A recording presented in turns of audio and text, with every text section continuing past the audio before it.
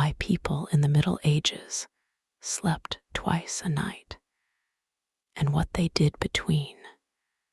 Tonight, we are going to talk about sleep, not the heroic sleep of warriors after battle, not the royal sleep of kings beneath embroidered hangings, not the holy sleep of saints in painted manuscripts, lying peacefully with perfect hands folded over perfect robes.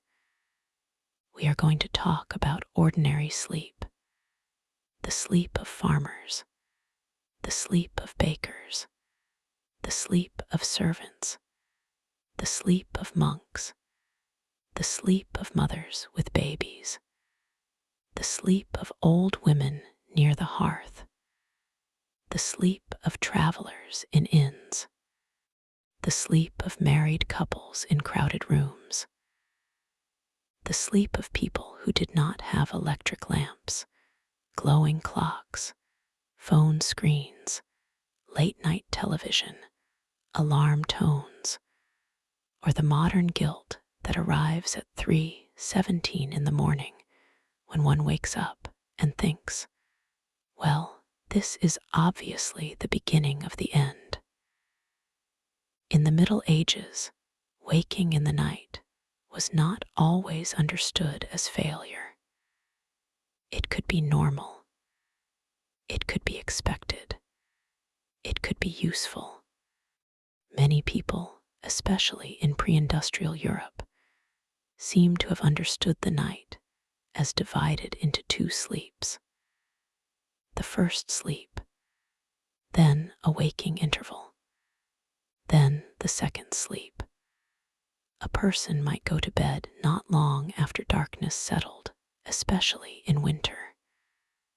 They might sleep for several hours, wake sometime after midnight, remain awake for a while, and then return to bed for the later sleep that carried them toward dawn. This was not a modern nap schedule. It was not a productivity hack. It was not something invented by a tired monk with a clever chart. It was simply a rhythm shaped by darkness, work, weather, bodies, household needs, and the long, unlit night.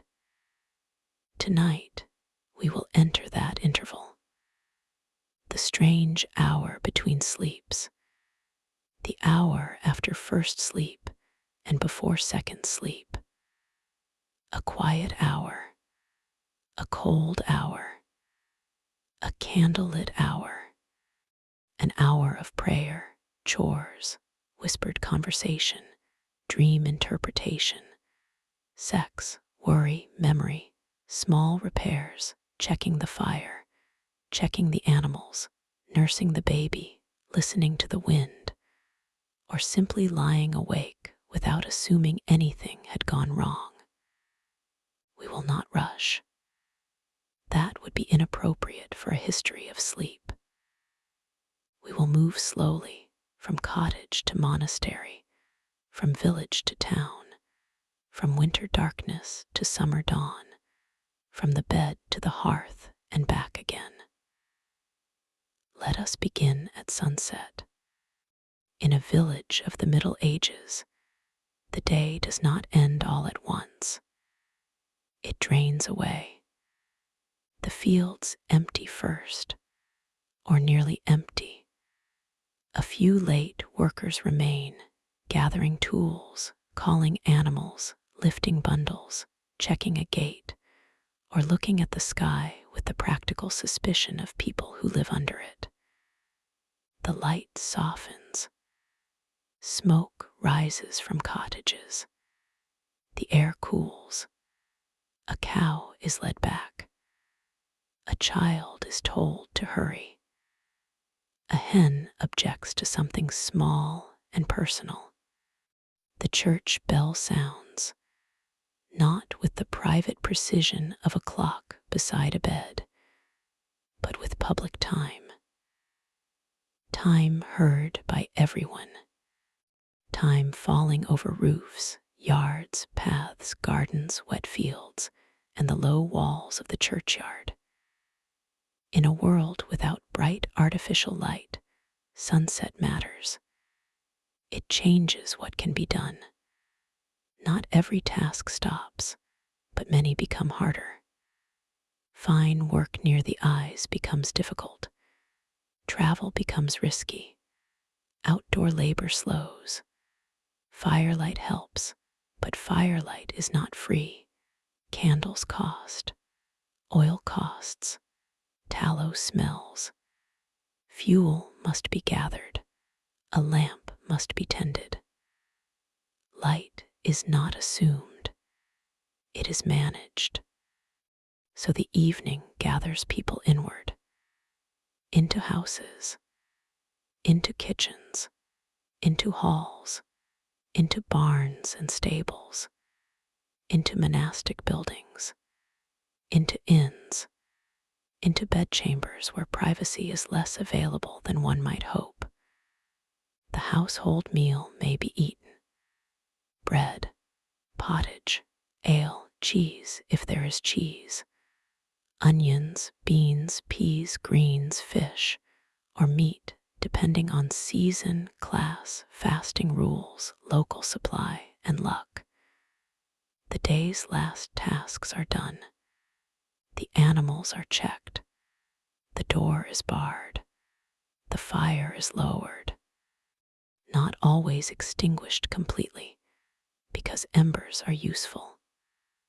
A fire kept alive under ash can be coaxed back in the morning. Starting from nothing is labor. In a world of labor, even flame is preserved if possible. Now the family prepares for bed. This does not mean each person retires to a separate room with a little table and a glass of water. Most people in the Middle Ages did not sleep that way. Space was shared. Beds were shared. Rooms were shared. Warmth was shared. Breath was shared. Fleas, unfortunately, were also shared. A household might include parents, children, servants, apprentices, grandparents, relatives, boarders, or animals nearby, depending on class and structure. A bed was valuable. Bedding was valuable. A blanket was not just comfort, but property. A good mattress, stuffed with straw, wool, feathers, or other material, represented resources. Poorer people might sleep on simple pallets, straw, benches, or shared bedding. Wealthier people might have bed frames, curtains, linen sheets, coverlets, pillows, and servants to help with the nightly routine. But darkness came for everyone. A queen and a milkmaid both knew that candles burned down. A monk and a miller both knew the difference between winter darkness and summer twilight. A child and an old man both knew the sound of a house settling after the fire was banked. The first sleep begins. Not always immediately. People talk. Children whisper. Husband complains about his back. A wife tells him he complains about his back every night. A servant turns under a coarse blanket. An apprentice tries not to cough. Somewhere in the room, a baby refuses to respect historical sleep patterns. But eventually, sleep comes. The first sleep was often thought of as the deep sleep, the heavy sleep, the sleep that arrives after labor, food, darkness, and the day's surrender. The body goes down into it. Outside, the village darkens completely. The lane is quiet. A dog barks once. A cartwheel leans against a wall.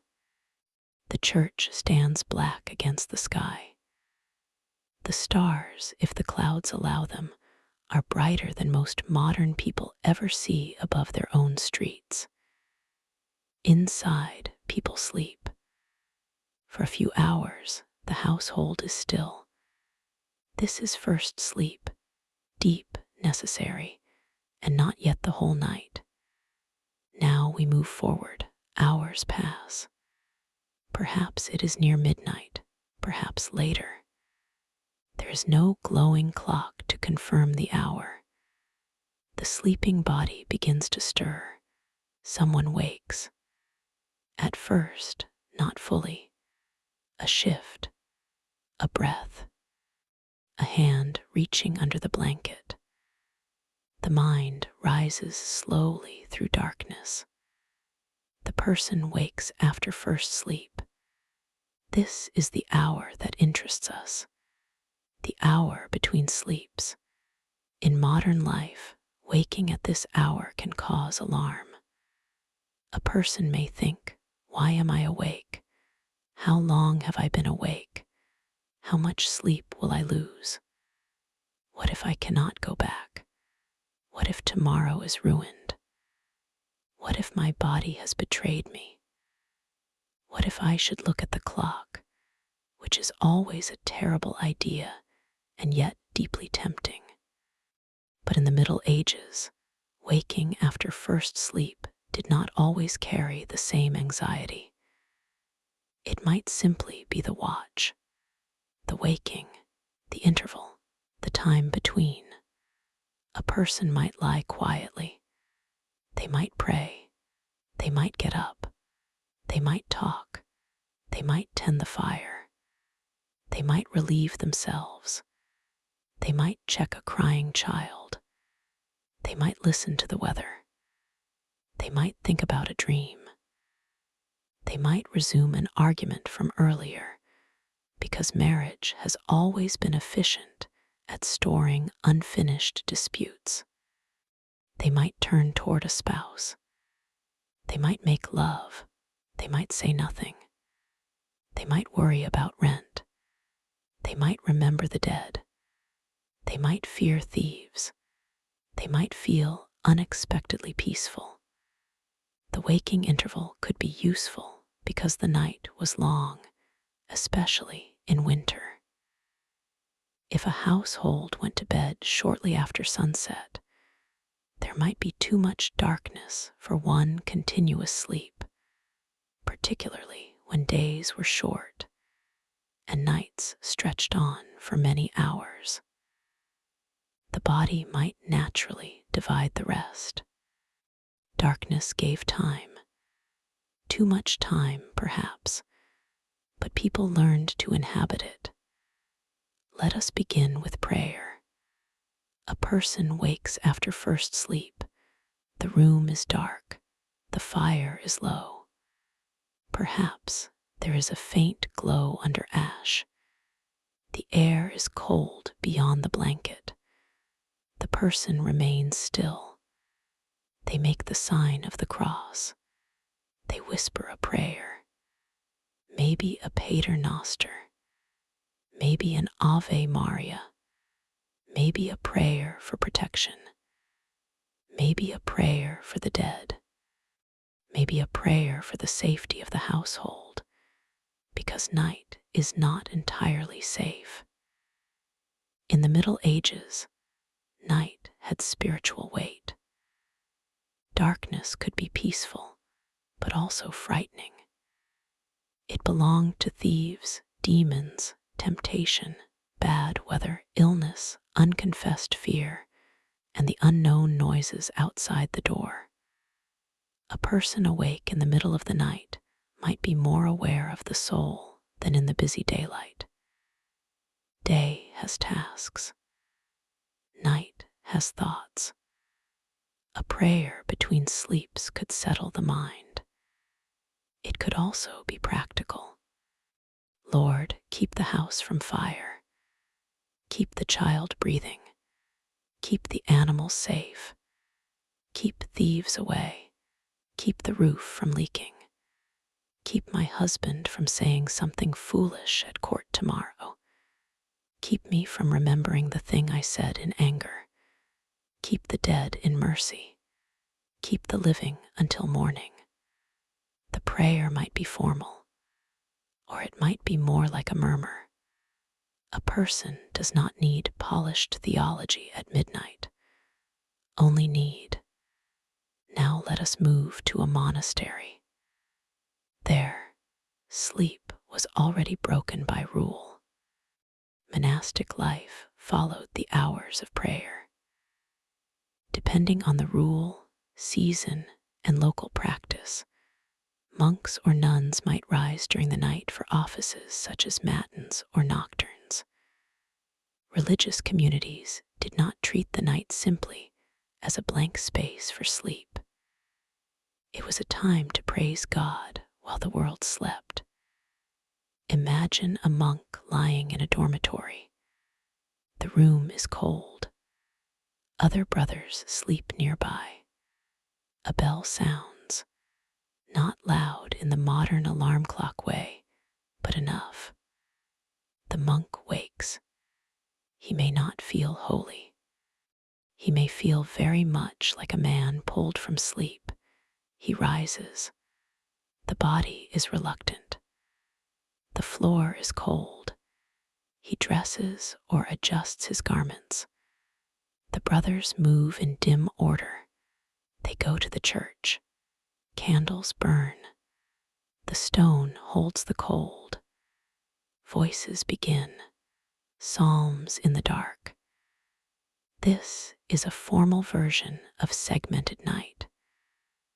The monk's sleep is not merely divided by accident, but by devotion. The waking interval belongs to prayer. Later, he may return to sleep or to the day's next rhythm, depending on the hour. For lay people, the waking between sleeps was less formal, but it could still have a religious character.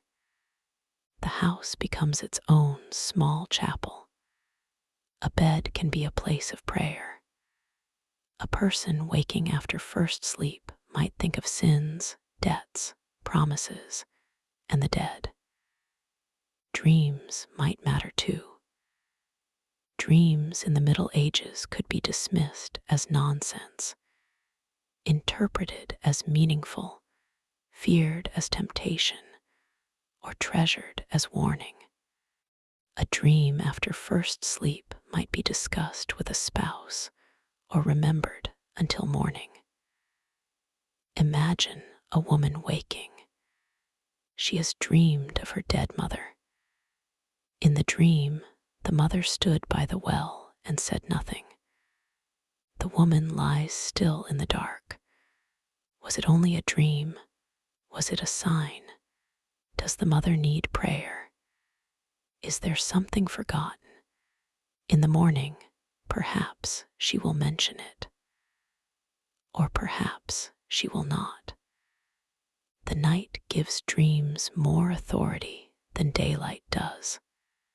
Between first and second sleep, the mind is open, unguarded, half in the world and half out of it. This is a good hour for remembering things one did not invite. Now let us think about the fire. The fire is one of the household's central concerns. At night, it must be safe, not too lively, not dead if embers are needed.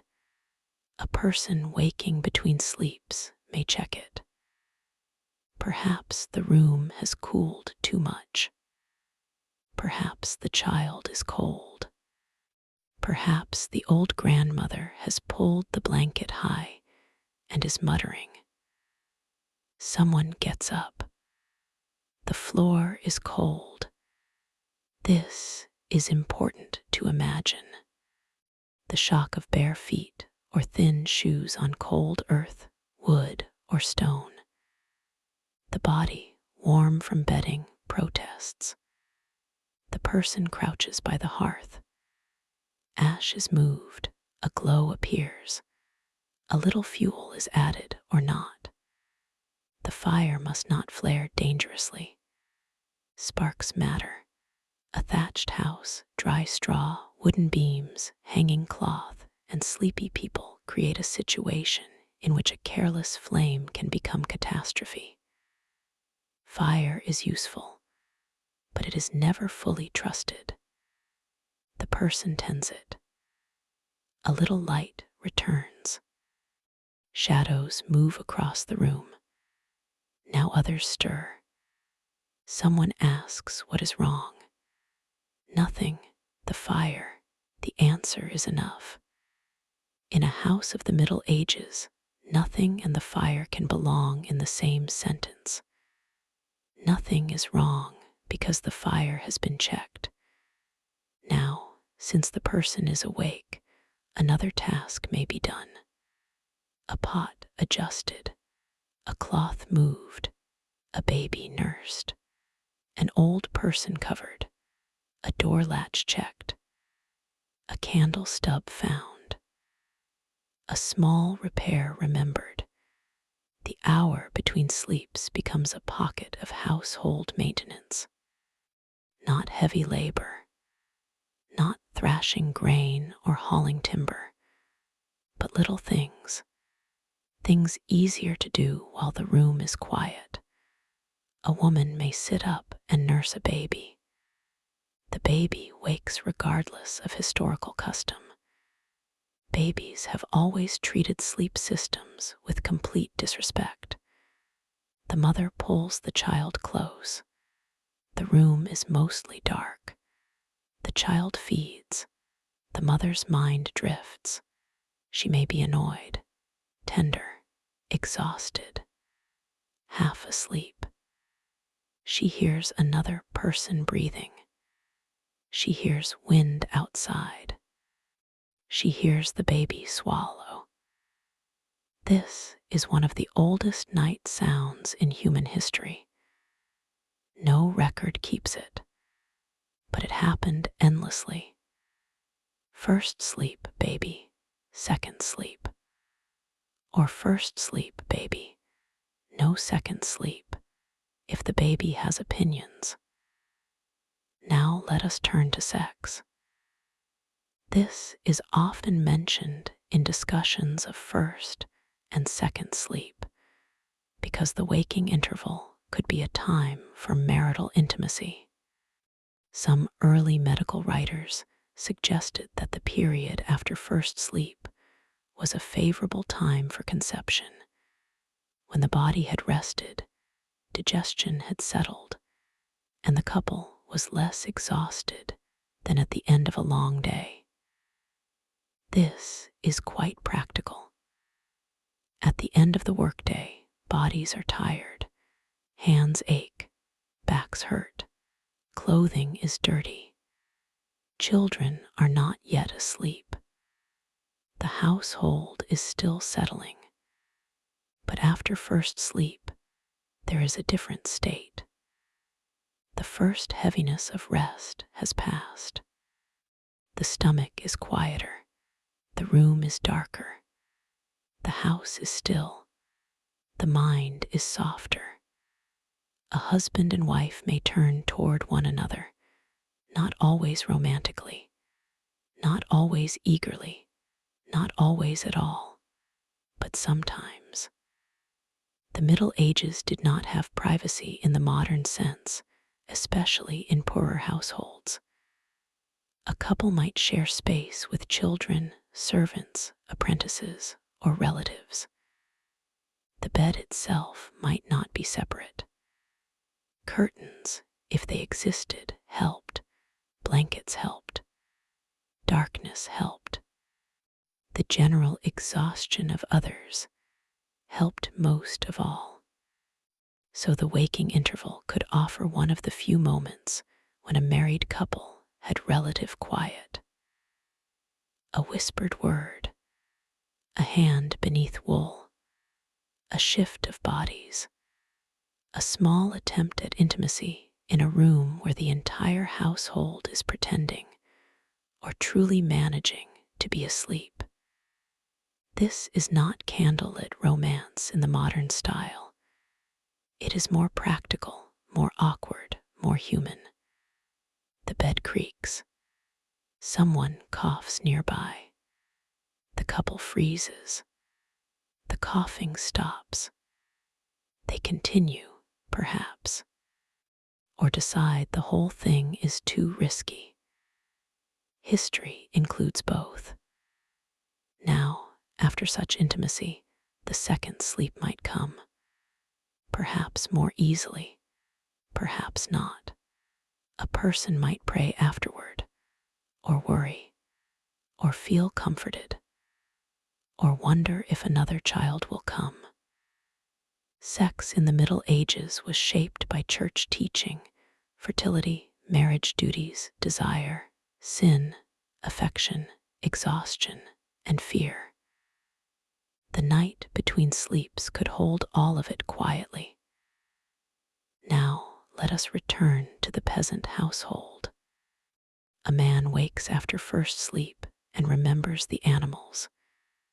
This is not poetic. A cow is due to calve.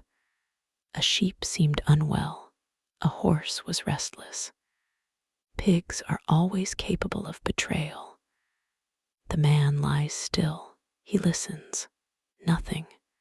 But nothing is not always enough. He gets up. His wife asks where he is going. He says the animals. She says they were animals when he went to bed and will likely remain animals until morning. He goes anyway. The door opens. Cold air enters. He steps outside. The stars are bright. The yard is dark.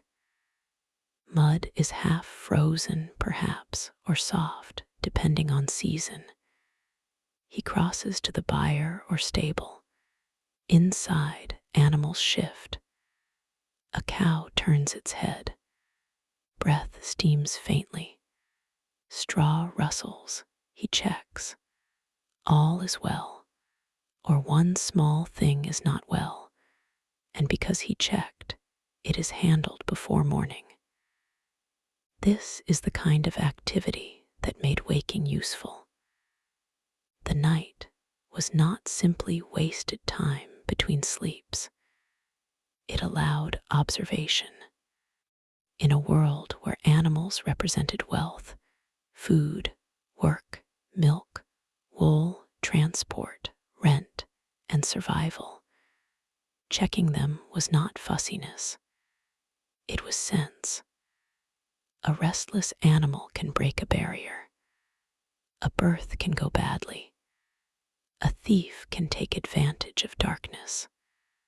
A fire can start. A storm can damage a roof. The waking interval gives the household another chance to notice. Now let us imagine a town. The sleeping pattern in a town may differ. Urban households may stay up later, especially where work, socializing, trade, taverns, and available lighting extend the evening. Wealthier households may have more candles.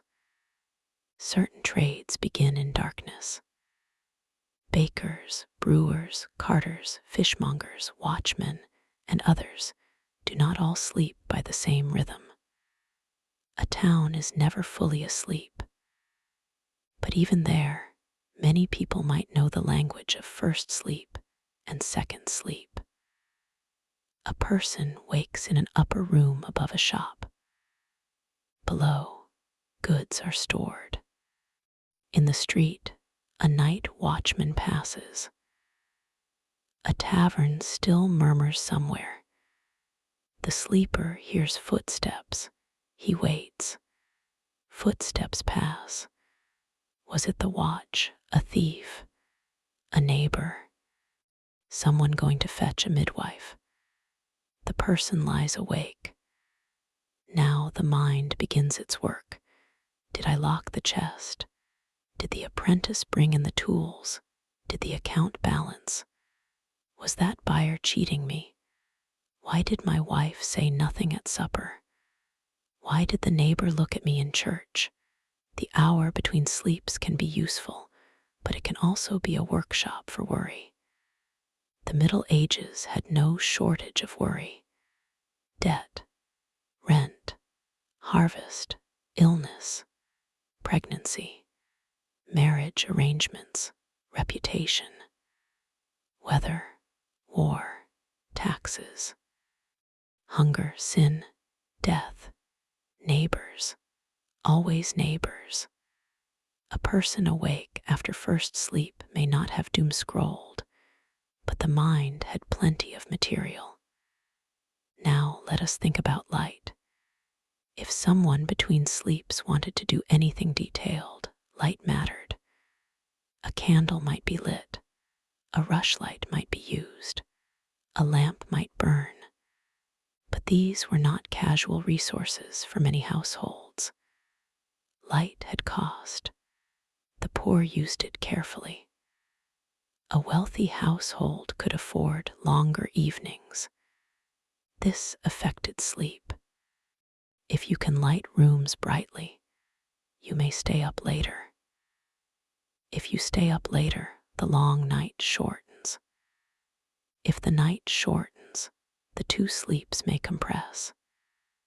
If towns add street lighting, if coffee houses stay open, if social life extends into the night, if work schedules shift, then sleep begins to change. Over the centuries, especially later, as artificial lighting became more available and urban life changed, the old segmented pattern faded for many people. The night became less absolute.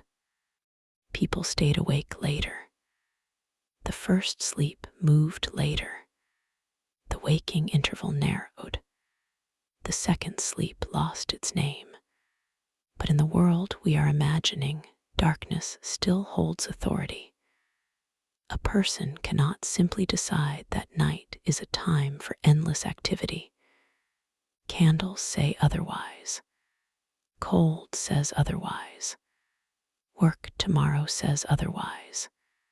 So the waking interval remains modest.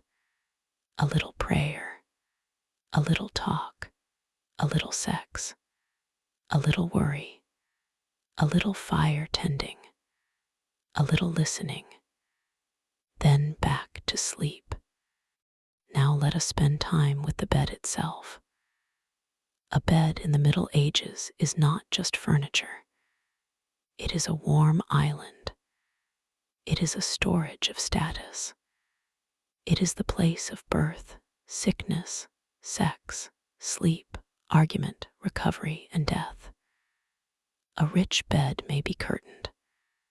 Curtains hold warmth and create privacy. They make a chamber within a chamber. In a wealthy household, a bed may have fine sheets, coverlets, fur, embroidered hangings, and servants to prepare it. It can be displayed. It can be inherited. It can be included in wills. A poor bed may be much humbler. Straw mattress, simple blanket, shared space. No curtain, no privacy except darkness. The waking between sleeps feels different depending on the bed. In a rich chamber, a person might wake and call softly for a servant, or reach for a candle, or speak across a curtained space. In a peasant cottage, a person wakes among others, hears children breathing, smells the hearth, and feels the cold waiting beyond the blanket. But in both places, the body rises from first sleep into awareness. There is a universal strangeness in waking at night. The world feels less solid. Thoughts have different edges. A small sound becomes meaningful. A memory becomes urgent. A dream lingers longer. The person feels alone even when surrounded by bodies. Now let us imagine a married couple after first sleep. They are older, not newlyweds, not dramatic lovers. They have worked together for years. They have buried at least one child, perhaps. They have argued about food, rent, relatives, chores, animals, and the husband's habit of placing tools where no sane person would place them. They wake at nearly the same time. This happens after years. One stirs, the other knows. No one speaks at first. The room is dark. Then one says, "Are you awake?" The other says, "No." This is one of the oldest lies in marriage. They talk quietly about a son, about a debt, about a dream, about whether to sell a pig, about whether the roof needs repair, about a neighbor's daughter who is being courted by a man of poor prospects and worse shoes. This is not grand history. It is life. The interval between sleeps could be one of the few times a couple spoke without children interrupting, work demanding, neighbors overhearing, or daylight pressing. It could be a time of affection, or planning, or resentment, or reconciliation. A woman may say something she did not want to say by daylight. A man may admit fear, or not. Sometimes silence is easier. After a while, they turn back under the covers. The second sleep approaches. But before it does, let us visit an inn. Travelers in the Middle Ages slept poorly by modern standards, or at least differently. An inn might be crowded. Beds might be shared with strangers, depending on class and availability. Animals might be nearby. Noise might continue late. Travelers might worry about theft. A person waking after first sleep in an inn might be less calm than at home. Who is moving? Where is my purse? Is that my horse? Who is whispering? Is the door latched? Where are my boots? Nothing improves anxiety like not knowing where one's boots are. A traveler may wake and check belongings. A knife, a purse, a bag, a cloak, a pack, a pilgrim badge, a letter. In the dark, the unfamiliar room becomes suspicious. The first sleep may have been deep from exhaustion, but the waking interval brings caution. Person may rise and relieve himself outside or in a designated place, depending on arrangements. This carries its own risks. Nighttime movement in a strange place is not simple. The floor may be uneven. The stairs may be dangerous. Other sleepers may be stepped on. A dog may object. The yard may be muddy. A thief may notice. The traveler returns to bed. If lucky, no one has taken anything. If very lucky, no one has taken the bed space. He lies down again. The second sleep comes slowly. Now let us go to a royal or noble household. The great do not necessarily sleep better. They sleep differently. A lord or lady may retire later than peasants because elite households have more light, more social obligations, more ceremony, and more servants. A noble chamber may be warmer, better furnished, and more private in structure. But privacy is complicated by attendance. Great people are rarely entirely alone. A noblewoman wakes after first sleep. Her bed curtains are drawn. A low light may remain. A lady or servant sleeps nearby, available if called. The chamber is warmer than a cottage, though still not modern. She may pray. She may think about letters. She may worry about a marriage alliance. She may be pregnant. She may fear pregnancy. She may miss her natal family. She may listen to her husband's breathing and wonder what he has decided not to tell her. The nobleman may wake too. He may think of disputes, tenants, war, debt, hunting, inheritance, politics, or the inconvenient fact that one of his younger relatives is becoming ambitious. The bed is finer. The thoughts are not necessarily gentler. The waking interval belongs to rank as well as poverty. Everyone has something to worry over at night. Now let us consider reading. Could people read between sleeps? Some could. Many could not. Literacy varied widely by class, gender, occupation, region, and period. Clergy, monks, nuns, clerks, merchants, and educated elites might read. Some laypeople could read devotional texts. A wealthy person might have a book of hours. Monk might read or recite. A household might have someone read aloud. But reading required light. That meant expense. A rich woman might wake and read a prayer from a book of hours by candlelight. A monk might read in a structured religious setting. A clerk might rise and write something remembered from a dream or legal matter. A poor peasant likely would not casually light a candle to read a book he did not own and could not read. This difference matters. The waking interval was not the same for everyone. For one person, it was a time for pious reading. For another, nursing a child. For another, checking cattle.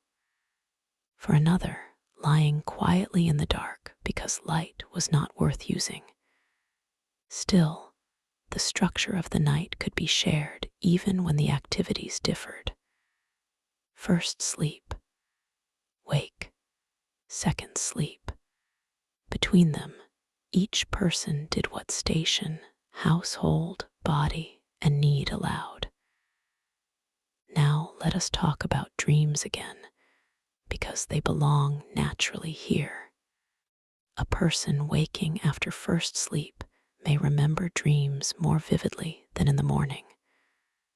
The mind has surfaced before daylight wipes everything away. The room is still dark. The dream's images remain.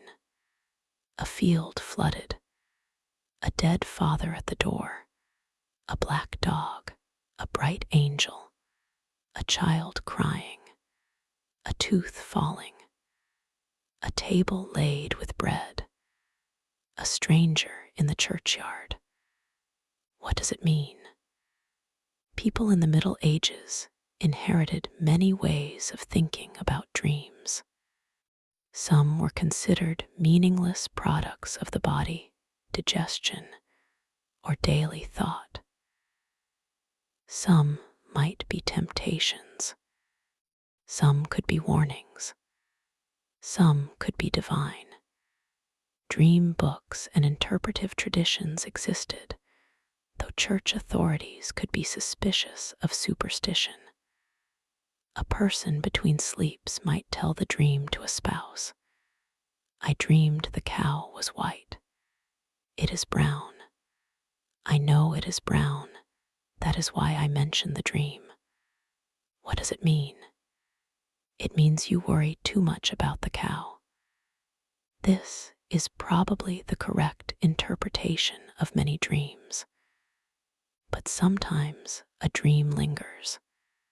The hour between sleeps is when it feels important. By daylight, it may fade, or be retold, or become a decision. Do not travel today. Pay the debt. Pray for the dead. Visit the neighbor. Check the roof. A dream does not need to be divine to change behavior. It only needs to arrive at the right hour. Now let us imagine a night in winter. Winter is where segmented sleep makes particular sense. The sun sets early. The evening is long. The household goes to bed because light and warmth are limited.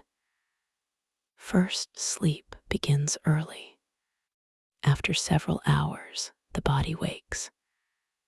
Outside, there are still many hours before dawn. The air is cold.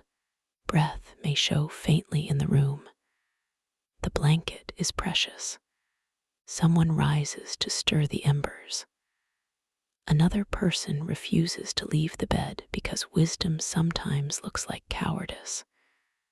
The waking interval is longer in winter.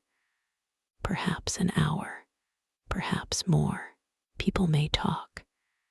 Eat a small amount. Drink, pray, have sex. Repair something simple. Check animals. Relieve themselves. Sit by the fire. Then, when the body grows heavy again, they return to second sleep. The second sleep carries them toward dawn. Now summer. Summer nights are shorter. Work may be longer because daylight lasts. Heat, insects, and late tasks may change sleep. People may go to bed later. The division between sleeps may be less pronounced. Dawn arrives earlier. Birds interrupt with great confidence. The second sleep may be shorter. This reminds us that sleep in the Middle Ages was seasonal, not identical every night. Modern schedules try to flatten the year. Electric light lets winter evenings behave more like summer evenings. Alarms make June and January both answer to the same clock. But in the Middle Ages, darkness and light still had strong voices. The year shaped the bed. Now, let us consider safety. Night was dangerous, not always dramatically dangerous. Not every dark lane contained a murderer, but night carried real risks. Fire, thieves, wolves in some regions and periods, animals loose, illness, childbirth, sudden weather, travelers arriving late, a neighbor calling for help. The waking interval helped a household remain alert. In a world without modern emergency services, every house was partly responsible for itself. If a child's fever worsened, someone had to notice. If embers escaped, someone had to smell smoke. If a cow was calving badly, someone had to hear. If a stranger approached, the dog might bark, but a person had to wake enough to care. Segmented sleep may have been natural, but it was also practical. A household fully unconscious from sunset to dawn would miss things. A household that stirred in the middle of the night had another layer of watching. Not organized, not scheduled, but present. This is why the word watch matters. To be awake is to watch, even if only for a little while. Now let us think about community noise. In a village, one person waking might hear another. A door opening, a cough, a baby crying, a pig moving, a cart unexpectedly creaking. A man coming home late from an alehouse and trying, with no success, to be quiet. A woman wakes and notices her husband is not beside her. This could be a minor domestic concern or a major one. Where is he? At the byre, at the alehouse, at another woman's house. Has he fallen? Has he decided to become mysterious at the worst possible hour? The waking interval can reveal absence. Absence is dangerous in small communities because explanations gather quickly. A spouse missing after first sleep becomes a question. A servant missing becomes a question. A daughter's bed empty becomes a crisis. A son's cloak gone becomes suspicion. Night turns absence into evidence. By morning, there may be a perfectly innocent explanation, or there may not. This is how ordinary sleep connects to gossip, morality, and household control. Now, let us imagine a young person in a crowded cottage. A teenage daughter wakes after first sleep. She hears her parents whispering. She pretends to sleep. This is a major skill in crowded households. She hears enough to know they are discussing her possible marriage. A name is spoken. She does not react. Inside, she reacts greatly. The conversation continues. A dowry, a cow, a strip of land, the man's mother, his prospects, his teeth. His teeth are not a small matter. The daughter lies still. By morning, she knows something she was not meant to know. The hour between sleeps has delivered information. In the Middle Ages, privacy was often thin. Night did not always make secrets safer. It made them quieter, which is not the same. Now imagine an apprentice. He wakes after first sleep in the upper room above a workshop. Other apprentices sleep nearby. He is hungry. Young men are often hungry, historically and otherwise. He considers stealing a piece of bread. He considers the sound the floorboards make. He considers his master's temper. He does not steal the bread, or he does. The waking interval allows small mischief. Not every person used the time for prayer and calm reflection.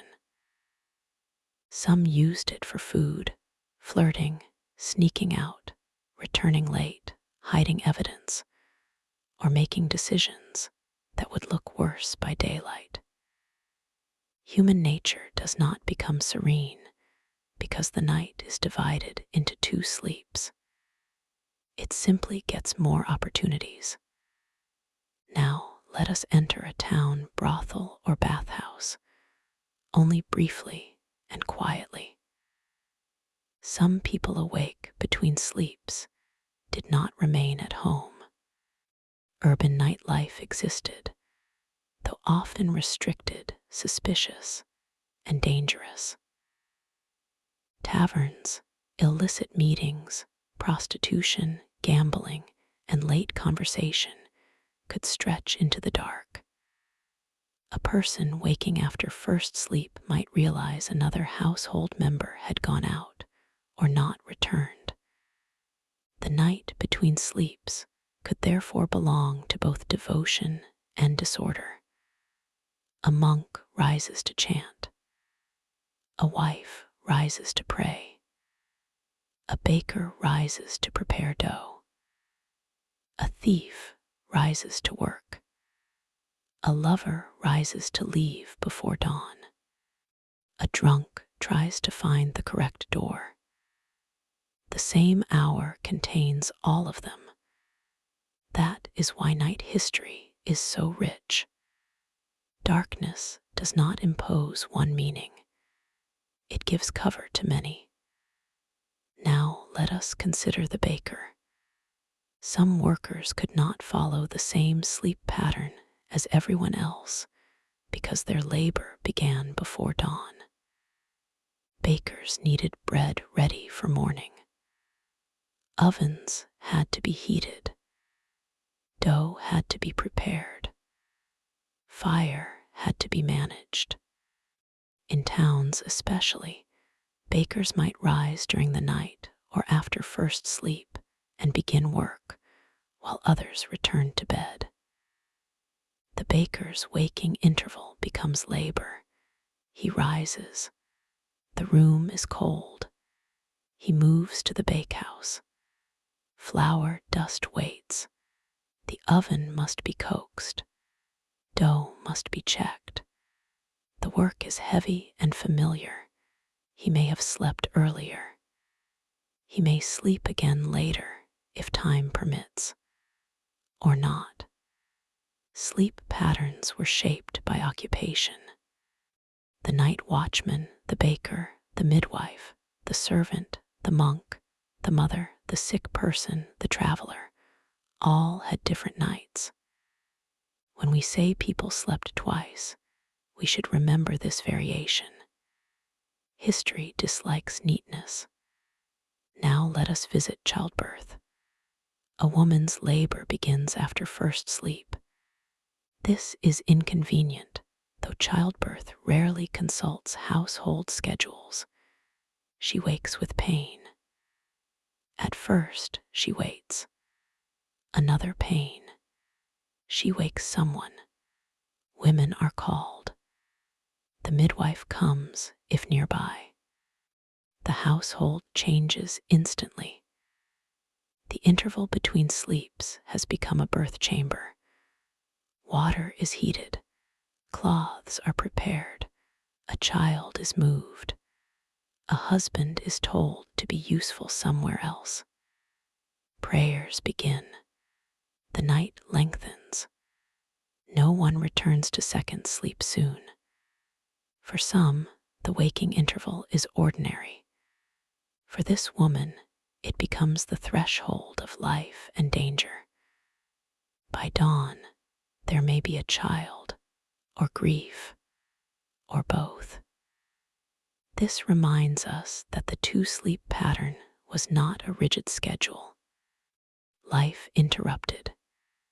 Illness interrupted. Birth interrupted. Death interrupted. Weather interrupted. The theory of sleep is always humbled by actual households. Now let us think about illness. A feverish person wakes after first sleep.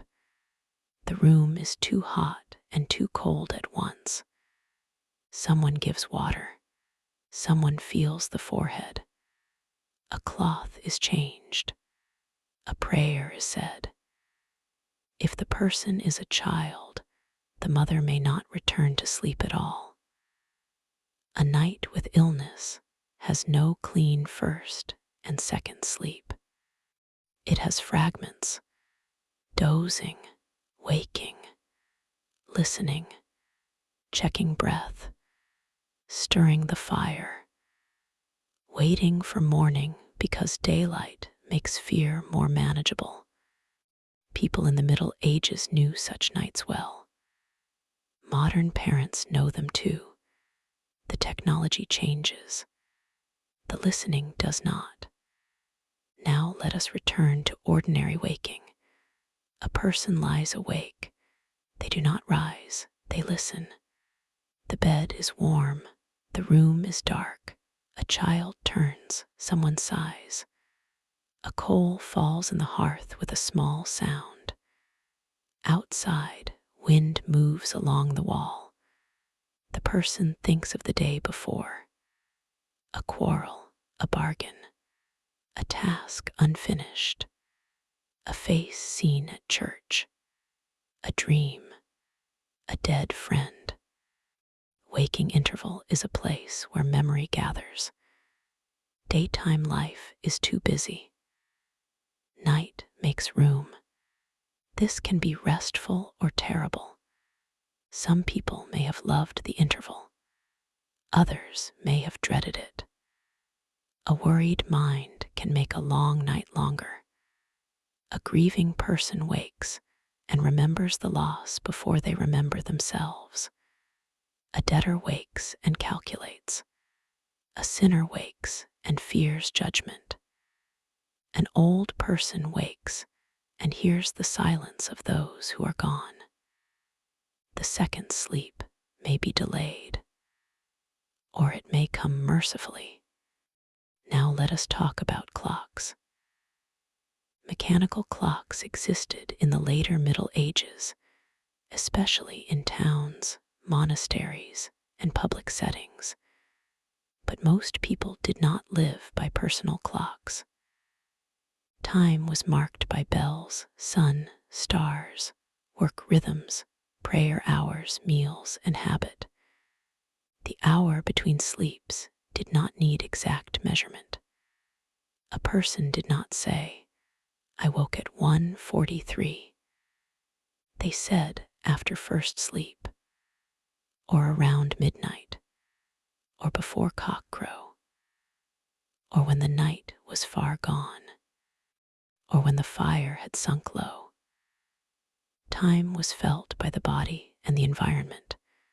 How long since sunset? How cold is the room? How low are the embers? Have the animals stirred? Has the cock crowed? Is dawn near? The second sleep began when sleep returned, not when a schedule instructed it. This gave the night a looser shape, not necessarily easier, but less mechanical. Now let us imagine a person waking and eating a small piece of bread, a drink of ale, perhaps a little cheese if available. This was not a midnight snack in the modern kitchen glow. It was a small, practical act. Hunger can wake a person. Cold can wake a person. A bit of food can settle the body before second sleep. A wealthy person might have better food available. A poor person might have none to spare. A monk might follow rules about eating, depending on the house and season. A child might wake hungry and be told to sleep. The interval between sleeps could include food, but food always depends on supply. Now let us consider conversation between neighbors. A person may step outside briefly and find another awake. This is especially likely in warm weather in crowded yards or where people share facilities. A short exchange happens. You awake. Obviously, your cow restless. No, the baby. Wind turning. Looks like rain. Did you hear the dog? Which dog? The one by Walter's. That dog hears its own thoughts. This is not important conversation. Most human conversation is not important, but it builds community. The night makes voices softer. A person may say something more honest in the dark, or less honest if trying to explain why he is outside another household's door. The waking interval is a small social world, not fully public, not fully private. Now let us think about fear. A person wakes suddenly. A noise, perhaps a branch, perhaps an animal, perhaps a thief. They hold still. Listening is the first defense. In darkness, the ear becomes the watchman. Another sound. The person reaches for a staff, knife, or simply for the person beside them. The door is barred. Is it enough? They wait. Nothing. The body slowly releases. This too belongs between sleeps. Not all waking is calm. Night in the Middle Ages could be genuinely frightening. Streets were dark. Travel was risky. Houses could burn. Animals and people made noises. Supernatural fears were part of the mental world. Demons, ghosts, spirits, omens, and divine warnings lived more easily in darkness. The second sleep after fear is fragile. A person may lie awake longer. Dawn becomes desirable. The phrase "until morning" can feel like salvation. Now let us imagine waking in a castle.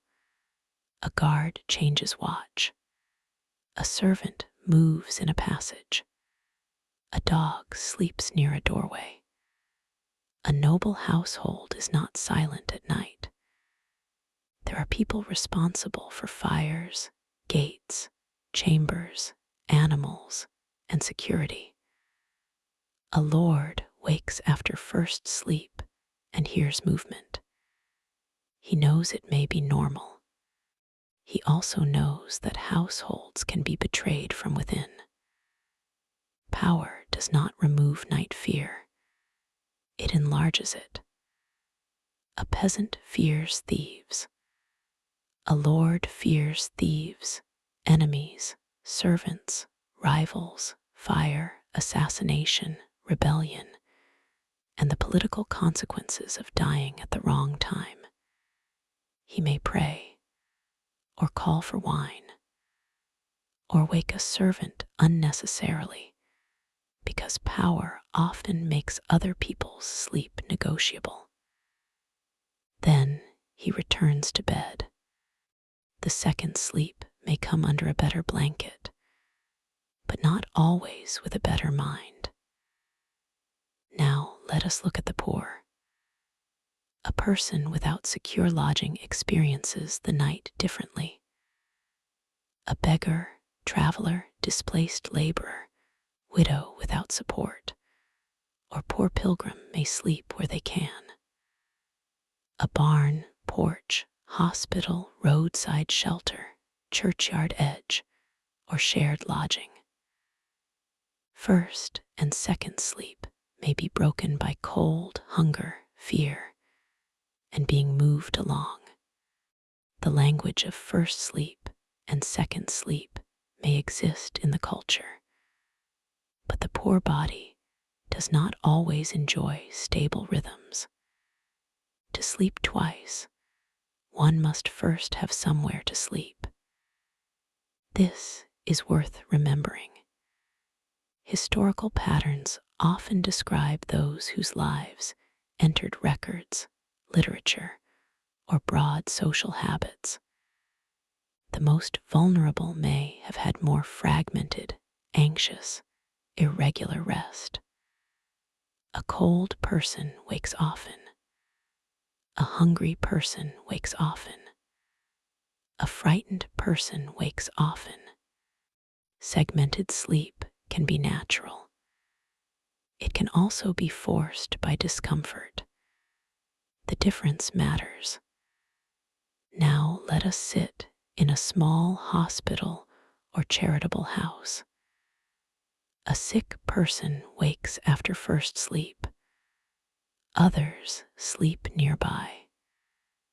An attendant moves quietly, perhaps a religious brother or sister. A lamp burns low. The sick person asks for water. The attendant helps them drink.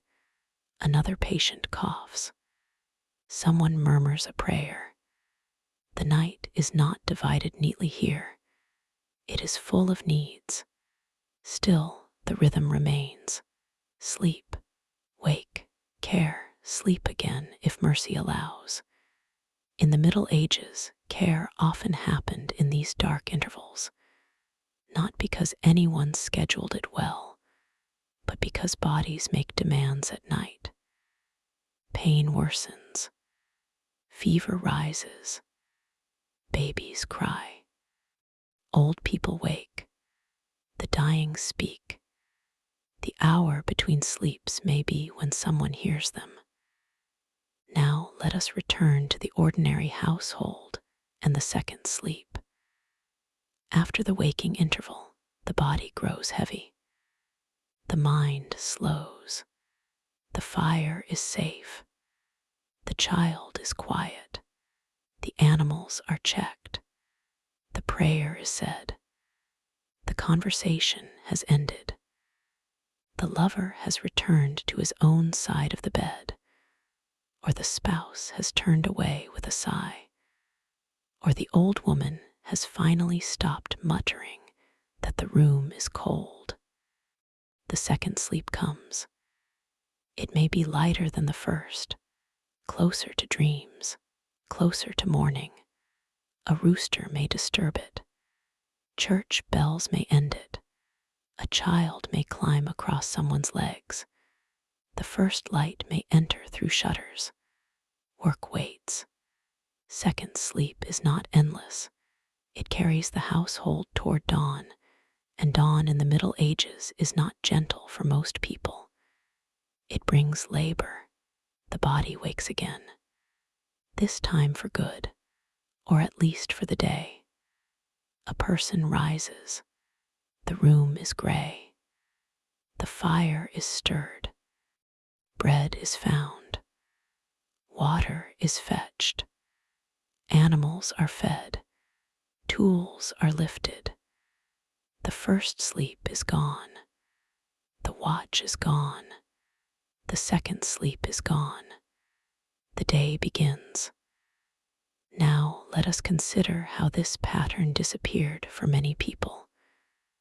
Slowly, not all at once. Not because one inventor created a lamp and everyone immediately slept differently. The consolidation of sleep depended on many changes.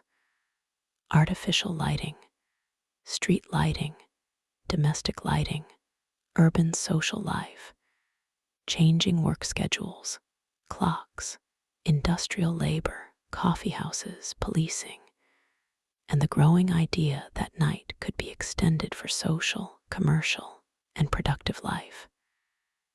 As evening became brighter, people stayed up later. As people stayed up later, the long dark rest period shortened. As rest shortened, there was less room for 2 full sleeps. The waking interval shrank. First sleep and second sleep became less familiar. Eventually, the normal ideal became one solid block of sleep, often imagined as 8 uninterrupted hours. Then, when people woke in the middle of the night, they began to worry. The old pattern became insomnia. Not always, of course. There have always been many sleep patterns. There was never one universal human night. But the cultural meaning changed. What had once been ordinary could become a symptom. This is one of the strange lessons of history.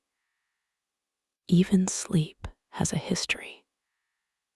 Something as private as lying in bed is shaped by lamps, streets, work, religion, fear, architecture, fuel prices, and bells. The body may feel timeless, but the night around it is not. Now, for a sleep history channel, this topic has a pleasing irony. People may listen to a narration about people waking in the middle of the night while hoping not to wake in the middle of the night. But perhaps the history itself is calming. If you do wake later, there is no need to panic. Many people before you did. They woke under thatch. They woke in inns. They woke in monasteries. They woke beside spouses, children, animals, and servants. They woke to pray, worry, whisper, love, listen, tend, and think. Then, often enough, they slept again. The waking was not always an enemy. Sometimes it was a small room inside the night. Now let us imagine one full night from beginning to end. A winter evening, a cottage. The sky darkens early. The fields are done for the day. A man brings in a tool and sets it near the wall. A woman checks the pot. Children are called indoors. A grandmother sits near the hearth. The door is barred. The meal is eaten. A child drops bread and tries to retrieve it before the dog. The dog wins. The fire is lowered. The room smells of smoke, wool, damp shoes, and pottage. The family settles. The first sleep comes. For hours there is only breathing. The old woman wakes first. She always does. She listens. The fire is low. She nudges the woman beside her, or perhaps rises herself. A cloth is pulled tighter around shoulders. Ash is moved. A red glow appears. A little fuel is set carefully. Not too much. The man wakes. He asks if something is wrong. The old woman says no. This wakes the baby. The mother nurses. The man regrets asking. Now several people are awake. A child asks if it is morning.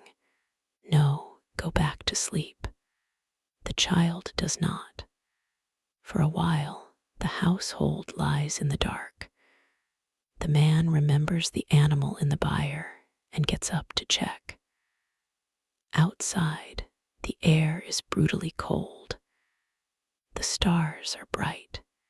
He crosses the yard. All is well. He returns with cold feet and places them where his wife strongly feels they do not belong. She says so. He apologizes without moving them. They speak quietly about wood, about a neighbor, about whether their eldest son should help more with the animals, about the strange dream she had, about whether it means anything. He says it means she worries too much. She says he is not a priest. He says no priest wants to hear about the cow in her dream either. This is not a great theological exchange, but it is theirs. The baby sleeps again. The child finally sleeps. The old woman murmurs a prayer. The fire settles. The room cools, but not too much. Silence returns. Second sleep comes slowly. One by one, they fall into it. The night continues without them. Outside, frost gathers. A fox crosses near the hedge. A bell rings somewhere before dawn. The family wakes again to gray light. The man does not remember half of what was said. The woman remembers all of it. The day begins. This is one night. Nothing famous happened. No one wrote it down.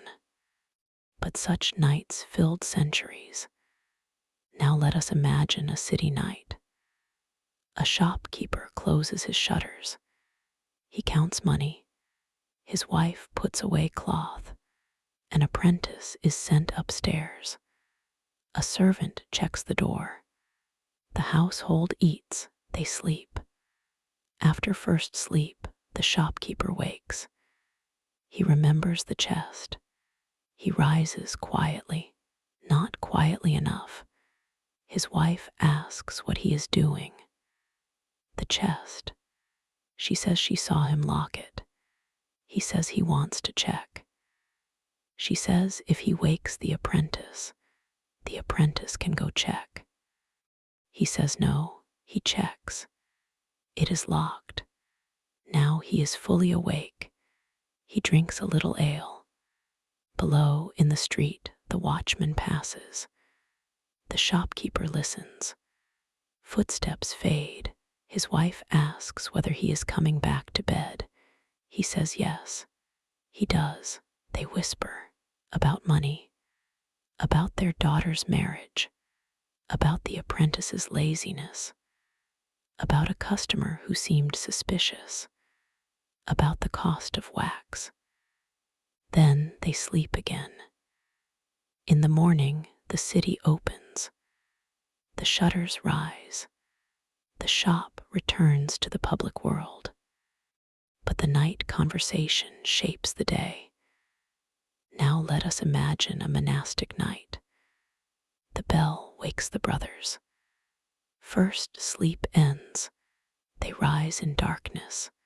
The old ones slowly, the young ones resentfully.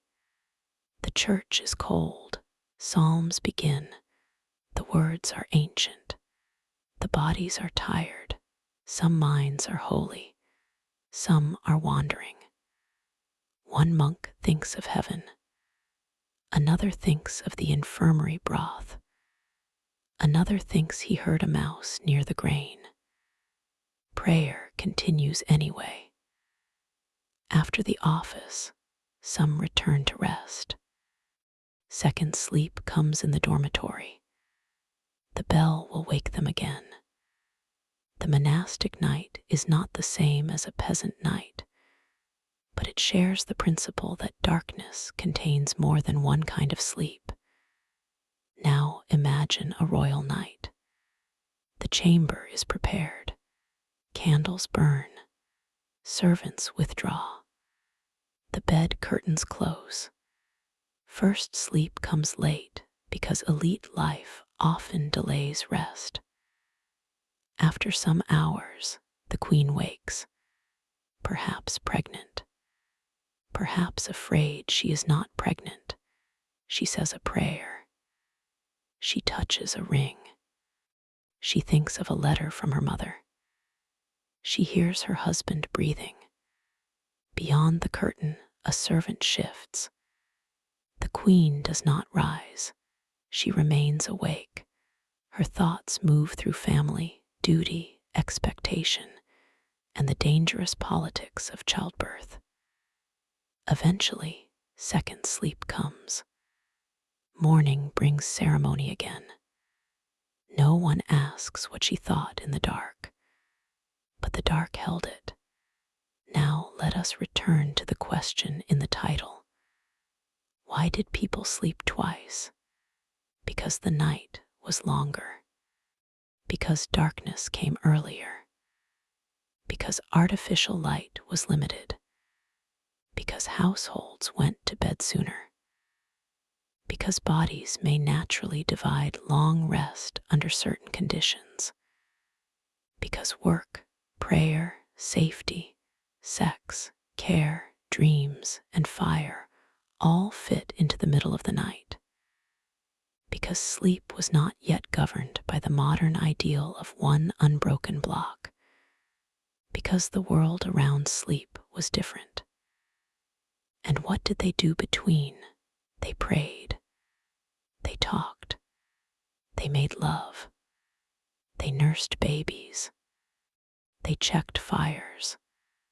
They checked animals. They relieved themselves. They remembered dreams. They worried. They ate or drank a little. They worked if their occupation demanded it. They read if they had light and literacy. They watched. They listened. They waited. And then they slept again. This sounds simple because it is. The deep history of sleep is not dramatic. It is the history of bodies adapting to darkness. Now, as we near the end, let us leave the explanation and return to the feeling. The hour between sleeps is quiet, not silent, quiet, the kind of quiet that contains small sounds, the coal shifting, the baby breathing, the old wood of the house, a footstep outside, a whispered prayer, a rooster far too early, a spouse turning under a blanket, rain on thatch, wind at the door, the soft movements of people who know the room by touch. This was a common human space, the middle waking, neither day nor fully night, neither work nor rest, a little island between two seas of sleep. Modern life has not entirely lost it. People still wake at night. They still listen. They still worry. They still pray. They still reach for the person beside them. They still check children. They still remember dreams that seem important until morning. They still wonder whether they will sleep again. But in the Middle Ages, that waking had a place in the structure of the night. It was not always a problem to solve. It was a time to pass through. So tonight, if we imagine a household in the Middle Ages, we should not picture everyone dropping into one perfect sleep from sunset to dawn. We should picture a more broken, softer, older rhythm. First sleep, the waking.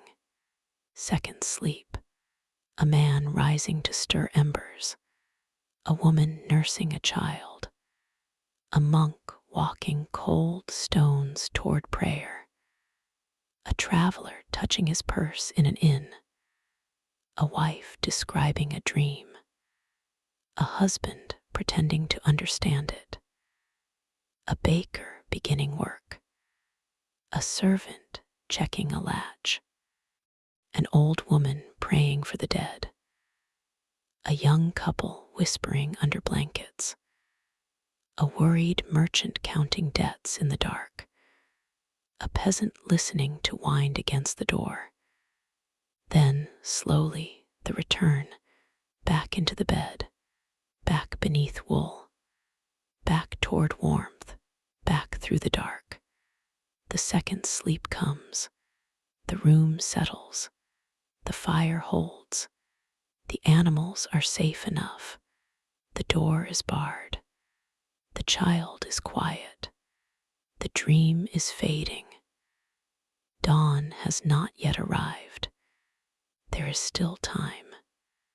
And in that remaining darkness, before bells, before work, before hunger, before fields, before markets, before arguments, before the day begins asking for everything again, the household sleeps once more. That was the old night, divided, but not necessarily broken, interrupted, but not necessarily ruined. A night with a middle chamber, a night with first sleep and second sleep, a night in which waking was not always failure, but part of the long, dark architecture of rest. And now we leave them there. The cottage dim, the monastery cold, the town quiet, the royal chamber curtained, the fire low, the second sleep deepening, the sky still dark, the morning waiting at the edge of the world. Not yet, not yet, not yet. For now, only sleep.